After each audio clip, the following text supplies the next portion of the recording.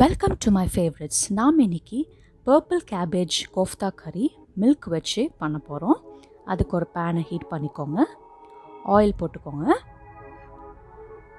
அதுக்கப்புறம் ஒரு பச்சை மிளகாய் கிள்ளி போட்டுக்கோங்க, கருவேப்பிலை ஆட் பண்ணிக்கோங்க, அதுக்கப்புறம் பூண்டு இந்த மாதிரி நான் தட்டி வச்சுருக்கேன், அதை ஆட் பண்ணிக்கோங்க. அதுக்கப்புறம் சோம்பு ஒரு ஸ்பூன் ஆட் பண்ணிக்கோங்க, நல்லா வதக்கிக்கோங்க. அதுக்கப்புறம் 2 ஆனியன் நல்லா பொடிசாக வெட்டியிருக்கேன், அதை ஆட் பண்ணியிருக்கேன். நல்லா வதங்கணும், நல்லா ப்ரௌன் கலர் வர வரைக்கும் வதக்கிக்கோங்க.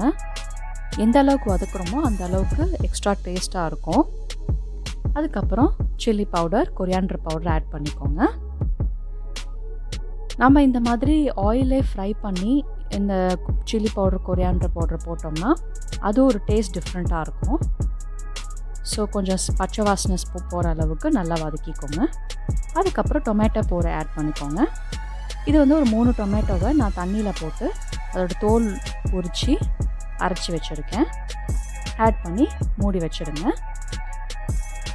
இது கொஞ்சம் ஆயில் செப்பரேட் ஆகிற வரைக்கும் குக் பண்ணணும். அந்த பச்சை வாசனைலாம் போய் அந்த இன்க்ரீடியன்ஸ் எல்லாம் கம்பைன் பண்ணி போகிற வரைக்கும் லிட் போட்டு மூடி வச்சுருங்க. அதுக்கப்புறம் சால்ட் ஆட் பண்ணிக்கோங்க.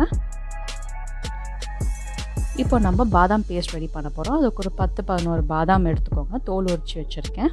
கொஞ்சமாக தண்ணி விட்டு நல்லா ஸ்மூத் பேஸ்ட்டாக அரைச்சி எடுத்துக்கோங்க. இந்த மாதிரி நல்லா ஸ்மூத்தாக இருக்கணும். இதை நம்ம கிரேவியில் ஆட் பண்ணிக்கலாம்.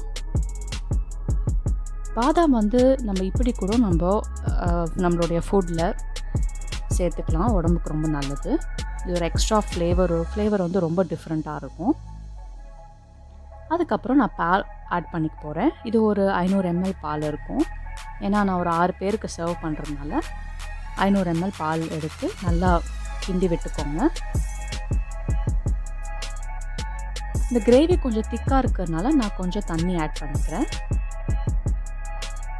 அவ்வளோதான். நல்லா கிண்டி விட்டுட்டு உப்பு எல்லாம் கரெக்டாக இருக்கான்னு செக் பண்ணிவிட்டு நீங்கள் ஒரு லிட் போட்டு மூடி வச்சுருங்க. இந்த கிரேவி இன்னும் கொஞ்சம் திக்காகணும்.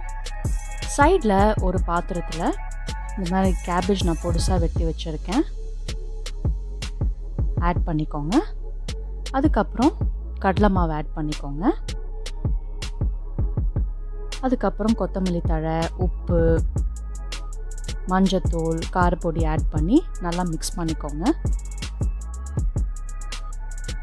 இது நீங்கள் பிசைஞ்சு கொஞ்ச நேரம் அப்படியே வைக்கக்கூடாது. இம்மீடியட்டாக நீங்கள் பால்ஸ் மாதிரி பண்ணி எண்ணெயில் பொரிச்சு எடுக்கணும். இல்லாட்டி தண்ணி விட ஆரம்பிக்கும்.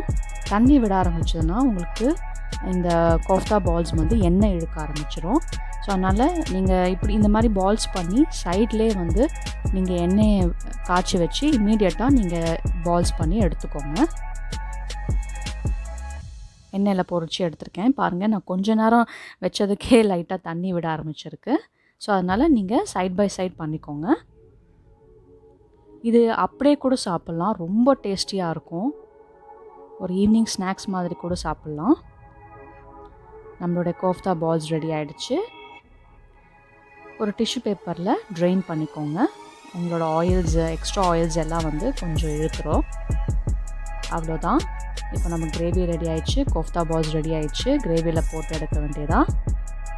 இந்த கிரேவியில் இந்த கோஃப்தா பால்ஸ் போடும்போது அது உள்ளே நல்லா அந்த மசாலாலாம் இறங்கி ரொம்ப டேஸ்டியாக இருக்கும். அதுக்கப்புறம் கார்னிஷ் பண்ணுறதுக்கு கொஞ்சம் கொத்தமல்லி தழை ஆட் பண்ணியிருக்கேன். அவ்வளோதான். பொதுவாகவே நம்ம தேங்காய் பால் அதிகமாக யூஸ் பண்ணுவோம். பட் இந்த மாதிரி நீங்கள் செஞ்சு பாருங்கள், எல்லாருக்குமே ரொம்ப பிடிக்கும். என்னோடய ரெசிபீஸ் நீங்கள் ஃபாலோ பண்ணணுன்னா என்னோடய சேனல் சப்ஸ்கிரைப் பண்ணுங்கள், மறக்காமல் பெல் பட்டனையும் அழுத்திடுங்க. தேங்க்யூ.